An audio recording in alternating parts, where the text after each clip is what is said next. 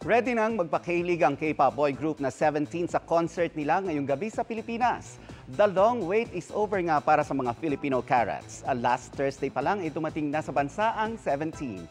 Sa Instagram post ng member na si Shu Minghao, looking vibrant siya habang nasa Pinas. Excited na ang fans nila sa follow tour na gaganapin mamaya at bukas ng gabi sa Philippine Sports Stadium sa Bulacan.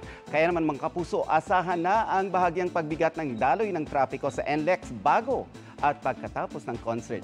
Gaya ng nakikita nyo ngayon na build-up ng mga sasakyan sa NLEX Balintawak. Mga kapuso, maging updated sa showbiz happenings anumang oras. Mag-subscribe sa GMA Integrated News sa YouTube. At para sa mga kapuso abroad, bisitahin ang GMA Pinoy TV at www.gmanews.tv.